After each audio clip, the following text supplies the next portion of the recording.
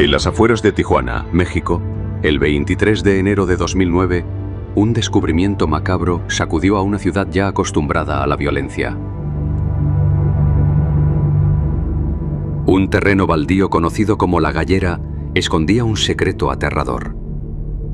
Restos humanos, disueltos en un líquido corrosivo, apuntaban a un crimen de proporciones inimaginables.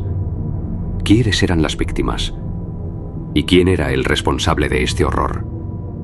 Esta es la historia de un caso que comenzó con un hallazgo y un misterio que aún espera ser resuelto. Tijuana, Baja California, en 2009, era una ciudad bajo asedio. Los cárteles de la droga libraban una guerra brutal por el control del tráfico hacia Estados Unidos. Desapariciones, tiroteos y ajustes de cuentas eran el pan de cada día.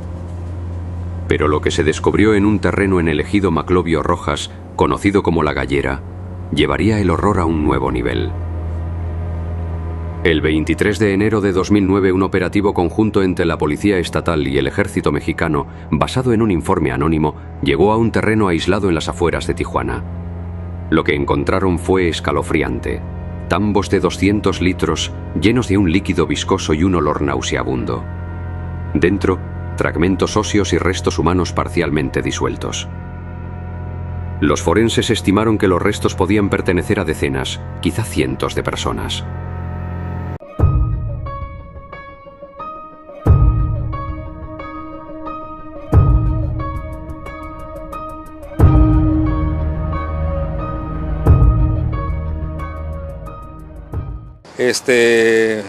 Me invitaron y procedimos a ir al predio de Ojo de Agua, en el cual ingresamos y constatamos lo que ya sabíamos, de que hay huesos esparcidos alrededor de ese predio y una narcofosa de 2 metros de profundidad por 13 pies de ancho por 13 pies de largo, en los cuales al asomarme en esa fosa constaté que pues había olores a químicos, inclusive había pedazos de zapatos medio enterrados.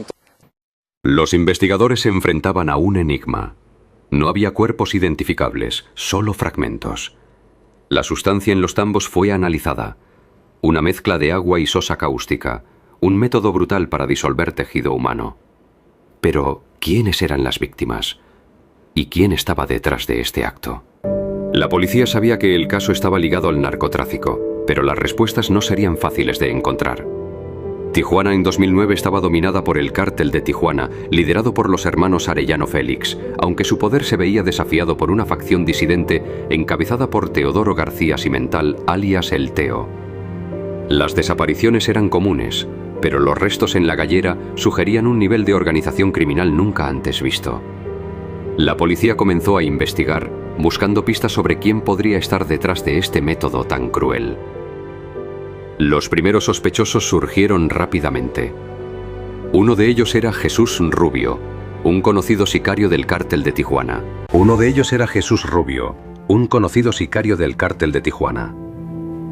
Rubio, de 38 años, había sido visto en la zona de Maclovio Rojas semanas antes del hallazgo. Los informantes aseguraban que trabajaba directamente para los Arellano Félix y que tenía un historial de violencia. A veces veíamos a Rubio rondando por aquí. Siempre estaba con tipos armados en camionetas negras. Decían que él se encargaba de limpiar los problemas del cartel. Cuando encontraron esos tambos, todos pensamos que él podía estar involucrado. Pero Rubio no era el único sospechoso. Otro nombre surgió, Marcos Peña, un transportista local de 45 años que trabajaba ocasionalmente para el cártel. Peña había sido detenido en 2008 por posesión de armas y tenía deudas con figuras del narcotráfico. Su camión fue visto cerca de La Gallera días antes del operativo. Peña era un candidato lógico, sabíamos que estaba desesperado por dinero y los cárteles a menudo usan a personas como él para trabajos sucios. Su coartada no era sólida, decía que estaba en casa, pero nadie podía confirmarlo. Con 2 sospechosos iniciales, los investigadores comenzaron a buscar pruebas físicas.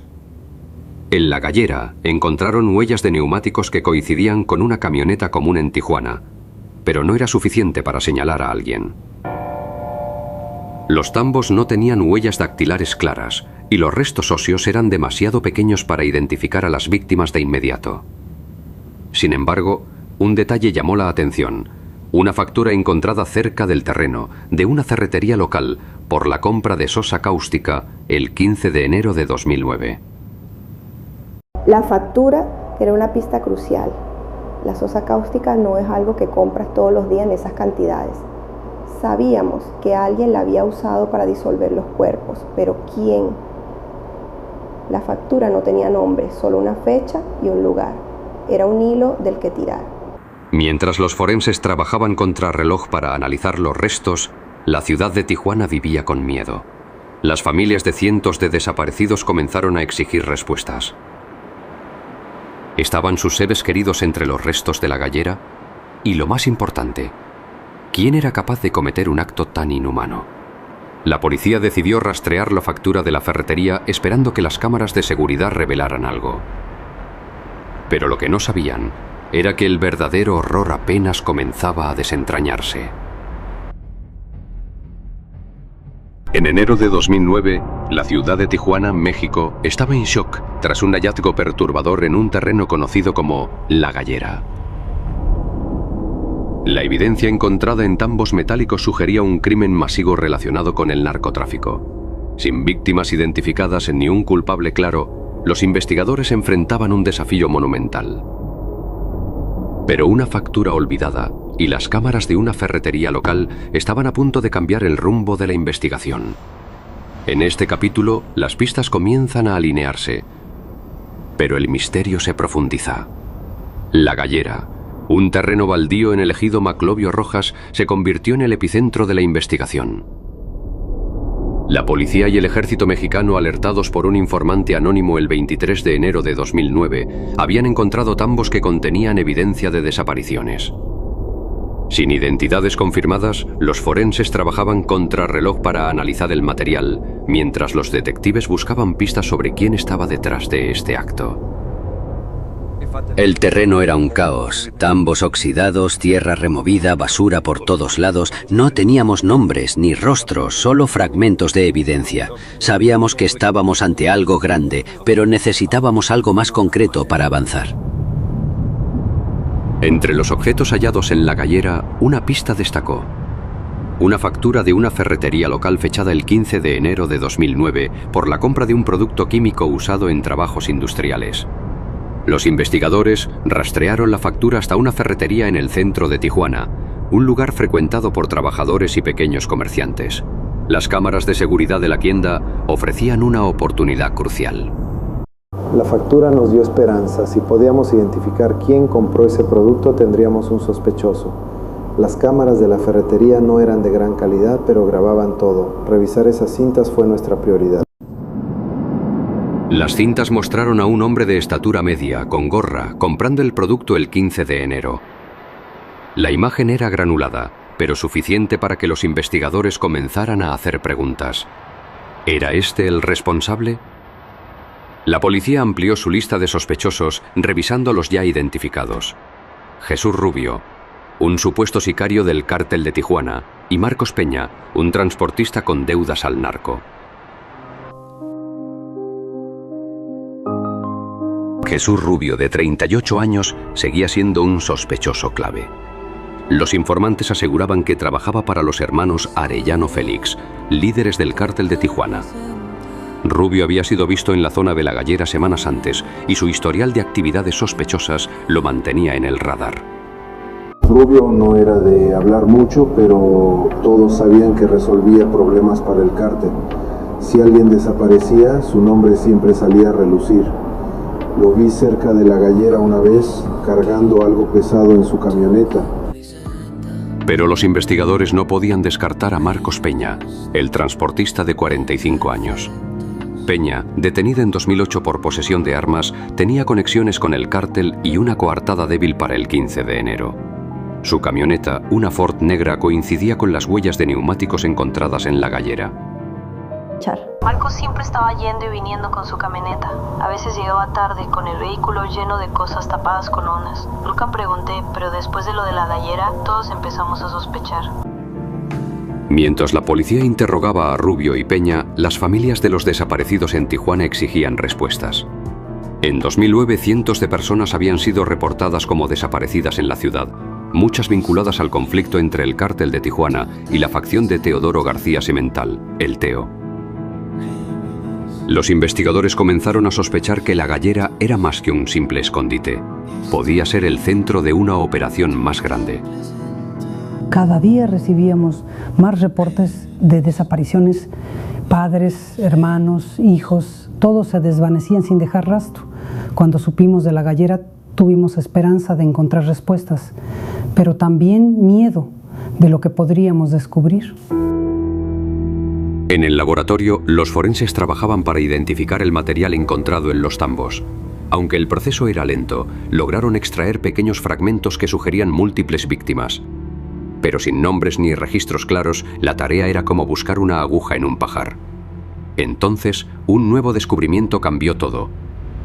En una redada el 23 de enero de 2009, en Ensenada, la policía detuvo a un grupo de hombres armados. Uno de ellos parecía nervioso, como si escondiera algo. Esa redada no estaba planeada para este caso, pero uno de los detenidos nos llamó la atención. No hablaba mucho, pero sus manos temblaban. Pensamos que podía saber algo sobre La Gallera. Con un nuevo sospechoso bajo custodia, la policía estaba a punto de descubrir un secreto que cambiaría la investigación para siempre. Pero ¿era este hombre la clave para resolver el caso o solo otro callejón sin salida? La respuesta llegaría con una confesión inesperada, pero aún no estaban listos para lo que revelarían las próximas horas. La investigación sobre el hallazgo en La Gallera, un terreno baldío en las afueras de Tijuana, México, tomaba un rumbo inesperado. Un hombre detenido en una redada en Ensenada parecía saber más de lo que decía. Mientras las familias de los desaparecidos exigían respuestas, una confesión estaba a punto de cambiarlo todo. Pero, ¿era este hombre el responsable del horror en La Gallera o solo una pieza más en un rompecabezas mucho mayor? Este hombre no hablaba al principio, estaba tallado, con la mirada baja, pero cuando empezamos a presionarlo sobre La Gallera, algo cambió. Sus manos temblaban y luego empezó a contar una historia que no podíamos creer. El detenido, un exalbañil de Guamúchil, Sinaloa, admitió haber trabajado para una facción del cártel de Tijuana liderada por Teodoro García Semental, conocido como el Teo. Dijo que desde 1996 su tarea era deshacerse de evidencia relacionada con las actividades del cártel. Pero se negó a dar detalles específicos, asegurando que solo seguía órdenes. Los investigadores, sin embargo, sospechaban que sabía mucho más. La confesión del detenido, aunque vaga, señaló a La Gallera como un lugar clave en las operaciones del cártel. Pero los investigadores aún tenían dudas. ¿Era este hombre el cerebro detrás de lo encontrado en los tambos o solo un peón en un esquema mayor? Para obtener respuestas volvieron a los sospechosos iniciales: Jesús Rubio, un supuesto sicario, y Marcos Teña, un transportista con conexiones al narco. Rubio insistía en que no sabía nada de La Gallera. Dijo que trabajaba para los Arellano Félix, no para el Teo, y que sus tareas eran diferentes. Pero su historial los hacía dudar. Alguien con su experiencia podía estar involucrado en algo así. Mientras tanto, Marcos Peña, el transportista, seguía en la mira. Su camioneta coincidía con las huellas encontradas en La Gallera y su coartada para el 15 de enero, cuando se compró el producto químico en la ferretería, no convencía. Los investigadores decidieron registrar su casa, buscando cualquier pista que lo conectara con el terreno. En la casa de Peña encontramos un tambo similar a los de La Gallera. No tenía evidencia directa, pero era sospechoso. Pensamos que podía estar transportando materiales para alguien más. La pregunta era, ¿para quién? Mientras la policía seguía estas pistas, la presión crecía. En Tijuana, las familias de cientos de desaparecidos se reunían exigiendo justicia. El hallazgo en La Gallera había despertado esperanzas de encontrar respuestas, pero también miedo. ¿Estaban sus seres queridos entre la evidencia encontrada? Activistas como las Madres Buscadoras de Tijuana comenzaron a presionar a las autoridades pidiendo que se identificaran los restos. Las familias merecíamos saber la verdad. Cada día sin respuestas era una tortura. La Gallera no era solo un terreno, era una herida abierta para todos nosotros. Queríamos nombres, queríamos justicia. En el laboratorio, los forenses luchaban por identificar el material encontrado en la gallera. Los fragmentos eran mínimos, lo que dificultaba obtener resultados claros. Pero un avance llegó cuando lograron extraer ADN de algunos restos. Aunque no podían identificar nombres aún, confirmaron que el material pertenecía a múltiples personas, lo que sugería un crimen de gran escala. Con este nuevo dato, los investigadores volvieron al hombre detenido en Ensenada. Bajo presión, ofreció más información. Admitió haber trabajado en la gallera por años, siguiendo órdenes de El Teo. Dijo que usaba productos químicos para eliminar evidencia, pero insistió en que no conocía a las víctimas. Sus palabras eran escalofriantes, pero incompletas. ¿Estaba diciendo toda la verdad o protegía a alguien más? Su confesión nos dio una pista, pero también más preguntas. Hablaba como si fuera solo un trabajador, no el cerebro, pero la cantidad de evidencia en la gallera sugería que sabía más de lo que decía. Necesitábamos pruebas concretas para avanzar. Mientras los investigadores profundizaban en la confesión, una nueva pista emergió. Un informante anónimo reveló que la gallera no era el único lugar donde se eliminaba evidencia. Otros terrenos en Tijuana podían estar conectados. La policía organizó operativos para buscar más sitios, mientras la comunidad de Tijuana contenía el aliento, temiendo lo que podrían encontrar. En enero de 2009, la ciudad de Tijuana, México, estaba al borde del colapso. El hallazgo en la gallera, un terreno baldío lleno de evidencia de desapariciones masivas, había sacudido a la comunidad. Un hombre detenido en Ensenada había confesado su participación, pero la verdadera escala de sus acciones aún estaba por revelarse. En este capítulo final, la identidad del responsable sale a la luz y las familias de los desaparecidos enfrentan una verdad devastadora. Pero, ¿qué lecciones deja este caso para Tijuana y para el mundo?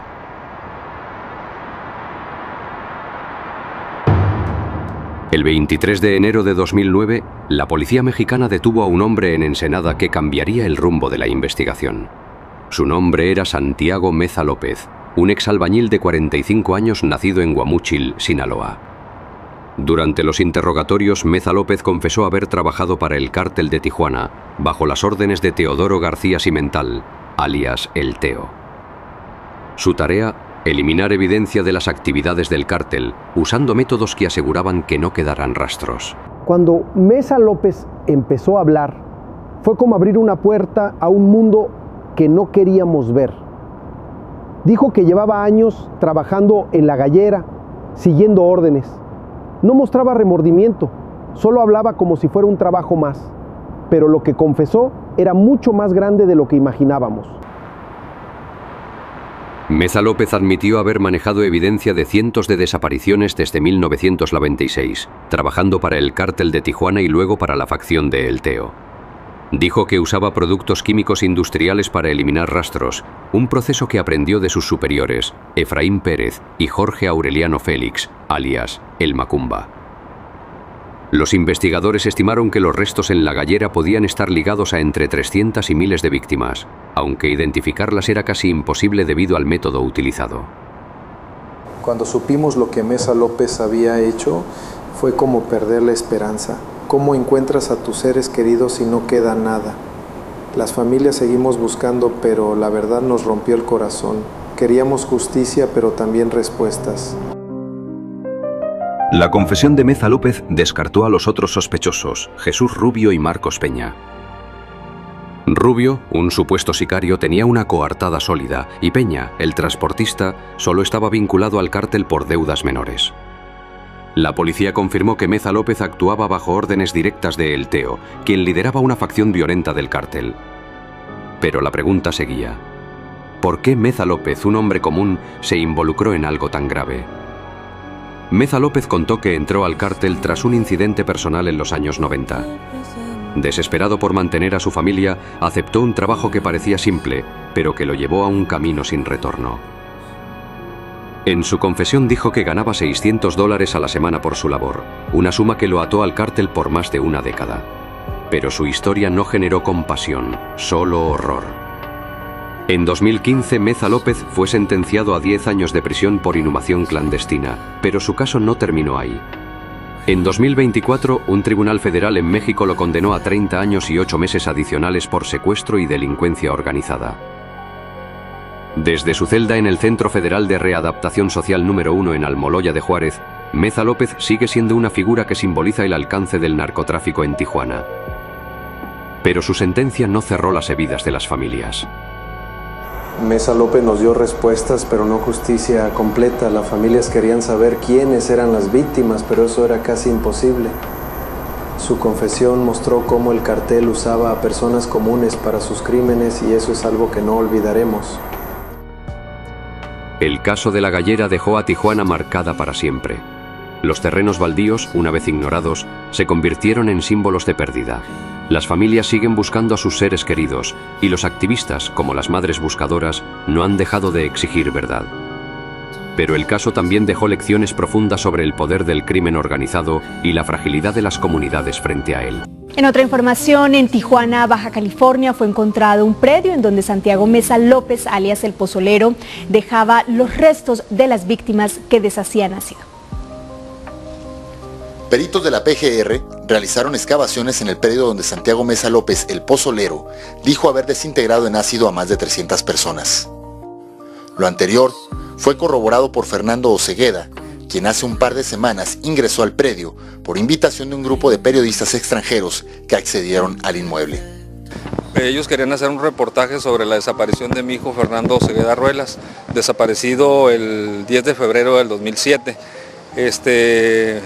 Me invitaron y procedimos a ir al predio de Ojo de Agua, en el cual ingresamos y constatamos lo que ya sabíamos, de que hay huesos esparcidos alrededor de ese predio y una narcofosa de 2 metros de profundidad por 13 pies de ancho por 13 pies de largo, en los cuales al asomarme en esa fosa constaté que pues había olores a químicos, inclusive había pedazos de zapatos. El caso del Pozolero fue un suceso realmente impactante. Este individuo, conocido con ese apodo, se dedicaba a un macabro proceso. Disolvía restos humanos en barriles para luego deshacerse de los líquidos resultantes. Esta terrible actividad se extendió por aproximadamente una década y se estima que pudo haber estado involucrado en la desaparición de cientos de cuerpos. Es un caso que destaca por su impactante magnitud. El caso de la Gallera nos deja una verdad ineludible. El crimen puede ocultarse en las sombras, pero la justicia, aunque lenta, siempre encuentra su camino. Santiago Meza López, El Pozolero, pagó por sus actos, pero las familias de Tijuana aún buscan respuestas, recordándonos que la lucha contra el crimen organizado es una batalla de todos. La Gallera no es solo un lugar, es un recordatorio de que a pesar del tiempo el crimen siempre paga su deuda con la sociedad. Gracias por acompañarnos en Crímenes Imperfectos.